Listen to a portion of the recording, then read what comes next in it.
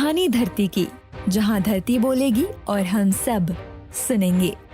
एक ऐसा कार्यक्रम जो आपको ले जाएगा धरती के सफर पर, जहां विज्ञान के जरिए हम समझेंगे उसके पुराने रहस्य, बदलता स्वभाव और उनसे जुड़ी रोचक जानकारियां।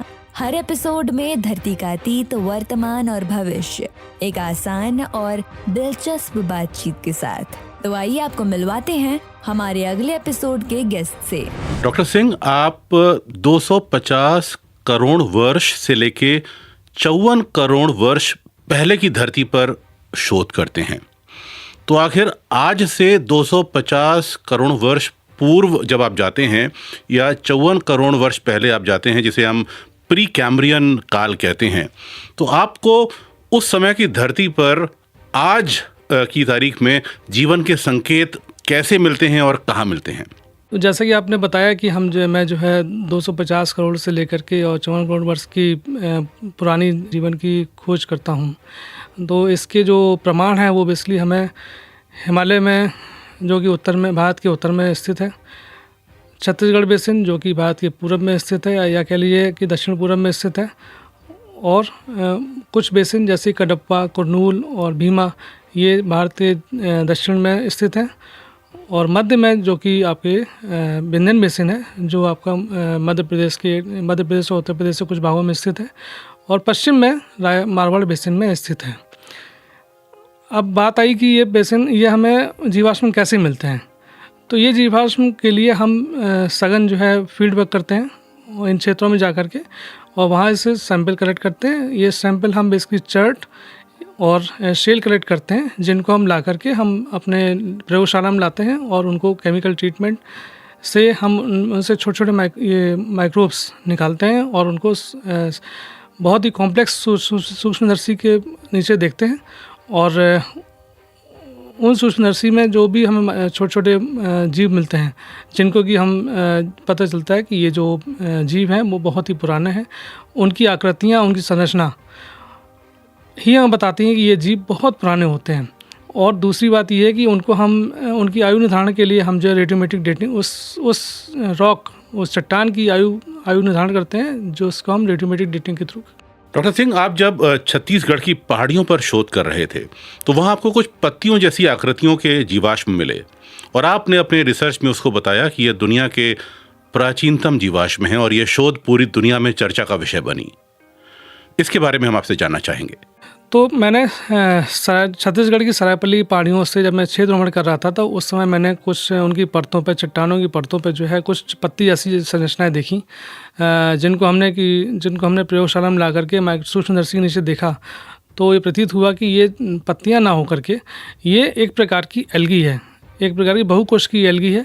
जब उनको हमने रमन स्पेक्ट्रोस्कोप में देखा, तो वो हमें उनका जो पता चला कि ये कार्बन से बने हुए हैं, जो कि बायोजेनिक कार्बन के बने हुए थे। और हमने इसके अलावा उनका XRD किया। XRD में ये पता चला कि ये इसमें कार्बन की मात्रा कहीं ज़्यादा अधिक है, जो कि उनकी होस्ट रॉक की अपेक्षा, कि होस्ट रॉक में जो कार्बन था वो बिल्कुल ना के बराबर था, जबकि जो फॉसिल थे, जीवाश्म, तो उसमें कार्बन बहुत ज़्यादा था। ये चर्चा का विषय इसलिए और बने कि ये दुनिया का प्राचीनतम बहुकोश की एल्गी थी, जो भारत में पहली बार मिली थी। इसके पहले कुछ रिकॉर्ड भी पब्लिश थे, जो कि 2017-18 में कुछ अमेरिकी वैज्ञानिकों ने विंध्यन की पहाड़ियों से प्रकाशित किए थे। और डॉक्टर सिंह, एक और बहुत रोचक तथ्य सामने आया है आपकी रिसर्च में। आपकी टीम ने ये दुनिया को बता दिया कि एक अमेरिकी रिसर्च हुई थी, जो अमेरिकी वैज्ञानिक भोपाल के भीमबेटका में आए थे। भीमबेटका जो एक गुफा है, वहाँ पर अमेरिकियों ने ये खोज की थी कि एक डिकैंसोनिया का जीवाश्म वहाँ पाया गया। डिकैंसोनिया जो समुद्री जीव है, उसका जीवाश्म वहाँ खोजा गया, और आपकी टीम ने इसको गलत साबित किया और ये कहा कि ये डिकैंसोनिया का जीवाश्म नहीं है, बल्कि ये मधुमक्खी के छत्ते हैं। तो ये शोध बड़ी रोचक है। कैसे आपने इसको किया और कैसे ये सच्चाई दुनिया के आप सामने लाए?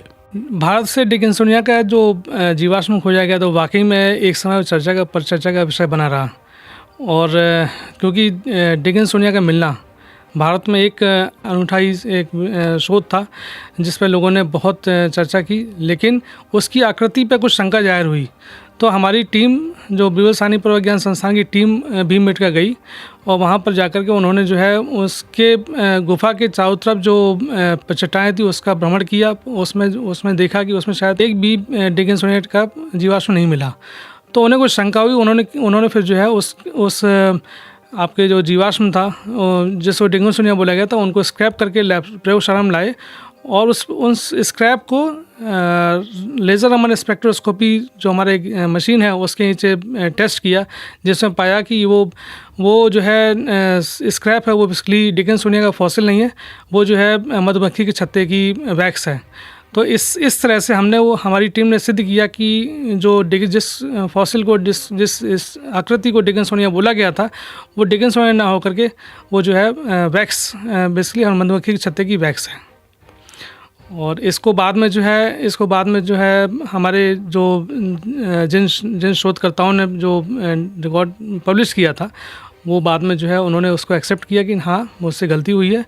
इस शोध को बाद में एक ऑथेंटिक रूप दिया गया कि हाँ वाकई में जो है ये शोध सही है और हमने गलत जो है रिपोर्ट पब्लिश की थी। आज से 250 करोड़ वर्ष से 54 करोड़ वर्ष की धरती को जानने के लिए आप सुनिए इस मंगलवार कहानी धरती की, दोपहर 3 बजे केवल रेडियो केजीएमयू गूंज पर।